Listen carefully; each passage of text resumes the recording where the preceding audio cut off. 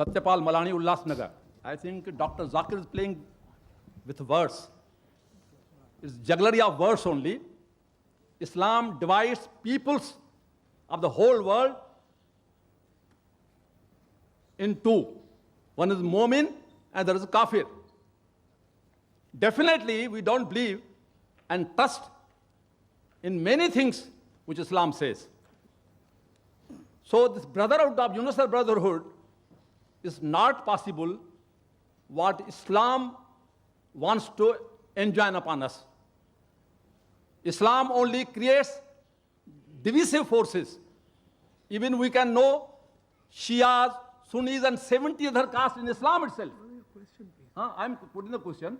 No problem. Universal, but Islam cannot give universal. It's only Hinduism which can give universal brotherhood.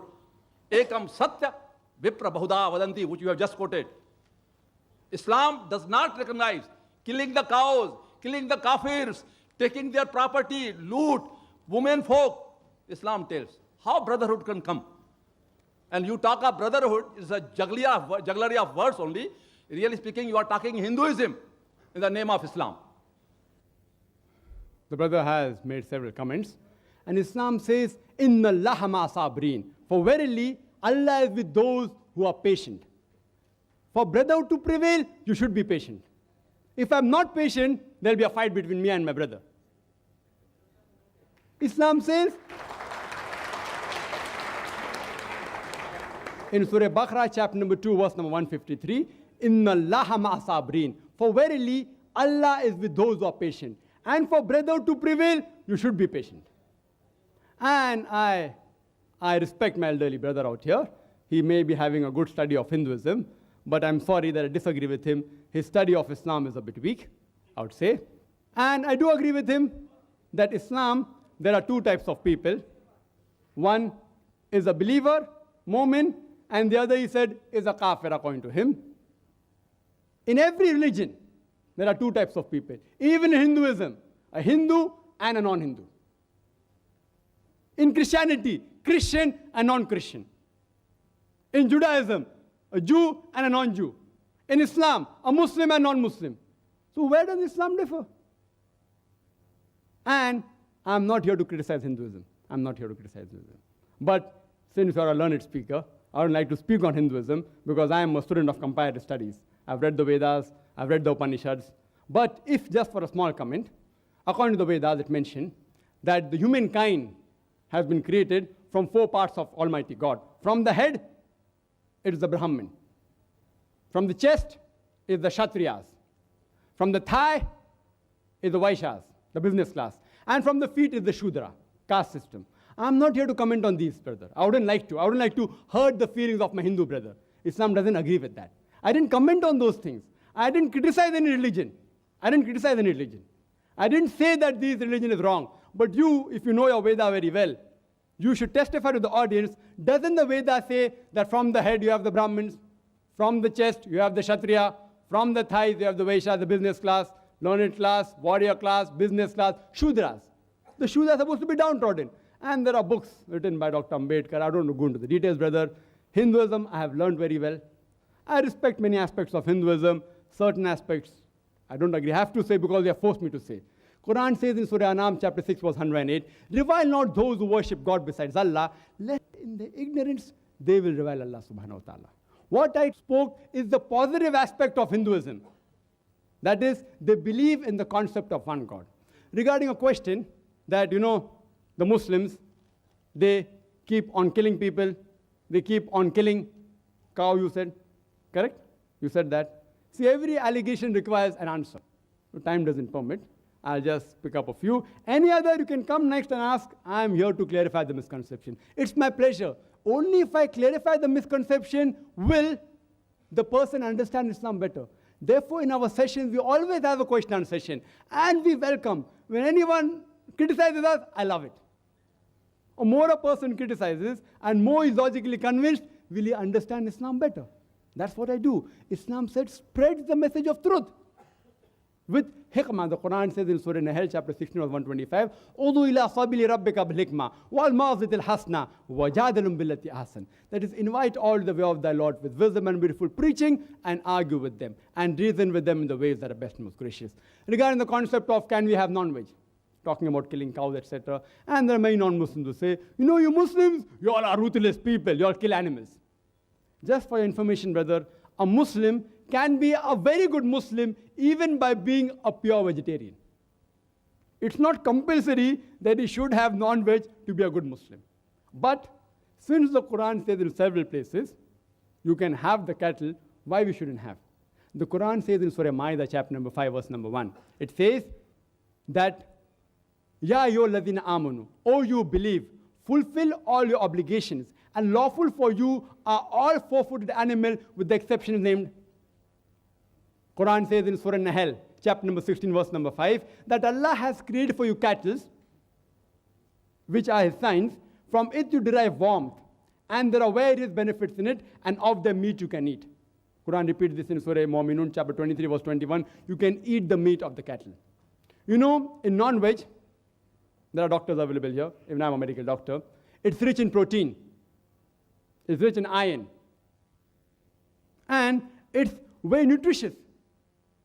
In the other food, the level of protein which you get in non-veg, you cannot get in any other vegetarian food. Soya bean, which is supposed to be the best form of protein in vegetable, it comes nowhere close to the non-veg protein. And regarding the concept of killing of cows, if you read the Hindu scriptures, I'm not here to criticize any religion, but brother asks a question, I have to speak the truth. It permits a person to have non-veg. If you read the Hindu scriptures, the sages and sons, they had non-veg. They even had beef.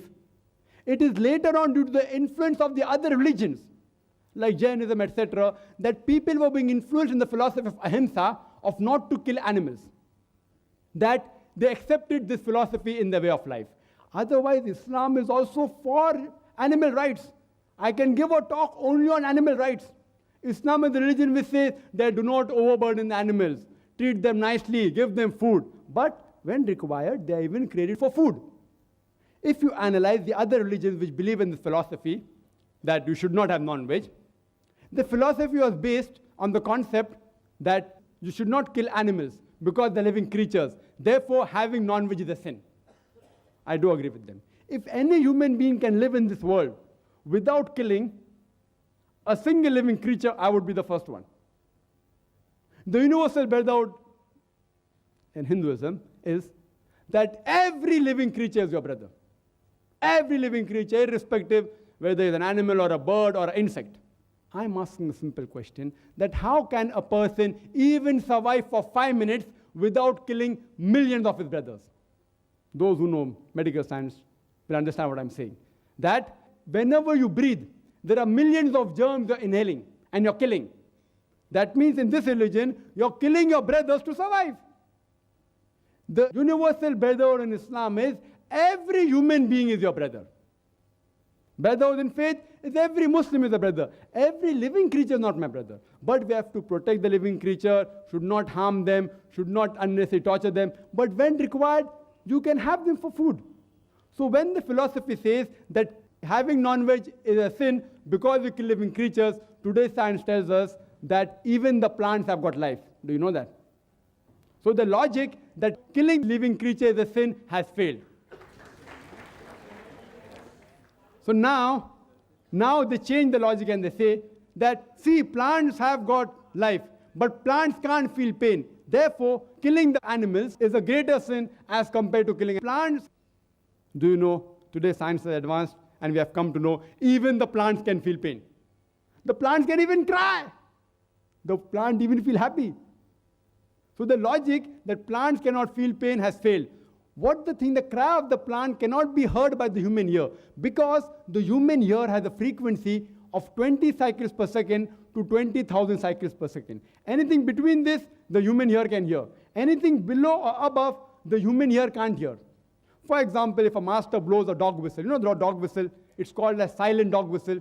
It blows the whistle, which has a frequency of above 20,000 cycles and below 40,000 cycles per second. The dog can hear up to 40,000 cycles per second. So when the master blows the whistle, the dog hears the whistle, but the human being don't hear. It's called as the silent dog whistle. Similarly, the cry giving out the plant cannot be heard by the human being, but they also cry. They also feel pain.